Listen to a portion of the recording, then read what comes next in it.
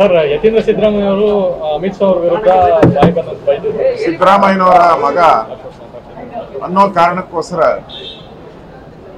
ಯತೀಂದ್ರ ಅವರು ರಾಷ್ಟ್ರ ನಾಯಕರ ಬಗ್ಗೆ ಮಾತಾಡ್ಬಿಟ್ರೆ ನಾನು ದೊಡ್ಡ ವ್ಯಕ್ತಿ ಆಗೋತೀನಿ, ನನಗೆ ಬಹಳ ಬೆಲೆ ಬರುತ್ತೆ ದೊಡ್ಡ ವ್ಯಕ್ತಿಗಳನ್ನ ಟೀಕೆ ಮಾಡಿದ್ರೆ ಅಂತ ಒಂದು ರೀತಿ ಉಚ್ಚಾಪಟ್ಟೆ, ಹತಾಶ ಮನೋಭಾವ, ಬುದ್ಧಿ ಭ್ರಮಣೆ,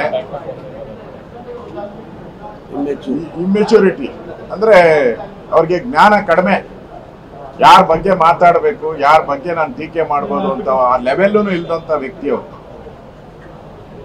ಅಮಿತ್ ಶಾ ಈ ದೇಶದ ಗೃಹ ಸಚಿವರಾಗಿ ಕೆಲಸ ಮಾಡ್ತಾ ಇರೋರು.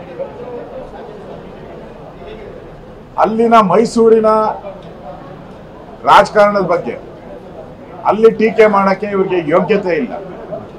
ಮಾಡಿದ್ರೆ ಅಲ್ಲಿ ಇಮಿಡಿಯೇಟ್ ಆಗಿ ರಿಯಾಕ್ಷನ್ ಕೊಡ್ತಾರೆ.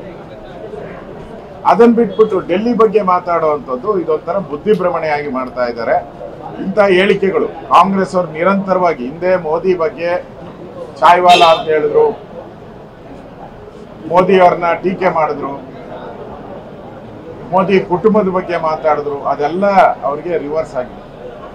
ಸಿದ್ದರಾಮಯ್ಯನವ್ರ ಮಗ ಅಂತೇಳಿ ಈ ತರ ದುರಾಂಕಾರದ ಬಾಲಿಶ ಹೇಳಿಕೆ, ಕೊಬ್ಬಿನ ದುರಾಂಕಾರ, ಕೊಬ್ಬಿದ ಹೇಳಿಕೆಯನ್ನ ಕೊಡುವಂಥದ್ದು ಇದು ಕಾಂಗ್ರೆಸ್ಸಿನ ಆ DNA ಬಂದ್ಬಿಟ್ಟಿದೆ. ಈಗಾಗಲೇ ರಾಹುಲ್ ಗಾಂಧಿ ಜೈಲ್ ಅನುಭವಿಸುವಂಥದ್ದಕ್ಕೆ ಜೈಲ್ ಕಟ್ಕಡೆಯಲ್ಲಿ ಇದ್ದಾರೆ. ಮತ್ತೆ ಎಲ್ಲರೂ ಇದೇ ತರ ಮಾಡ್ತಾ ಇದ್ರೆ ಮುಂದೊಂದು ದಿನ ಇವ್ರಿಗೂ ಜೈಲೇ ಗತಿ ಆಗ್ತೈತಿ. ಅದಕ್ಕೆ ಎಚ್ಚರಿಕೆ, ಮಾತಾಡುವಾಗ ಎಚ್ಚರಿಕೆಯಿಂದ ಮಾತಾಡಬೇಕು, ಯಾವ ಲೆವೆಲಲ್ಲಿ ಮಾತಾಡಬೇಕು ಅನ್ನೋದನ್ನ ಕಲಿತು ಮಾತಾಡುವಂಥದ್ದು ಒಳ್ಳೇದು. ಈ ಹೇಳಿಕೆಯನ್ನು ನಾನು ಖಂಡಿಸ್ತೀನಿ. ಅವ್ರ ವಿರುದ್ಧ ದೂರ ಏನಾದ್ರು ಕೊಡ್ತೀರಾ ಸರ್? 100%.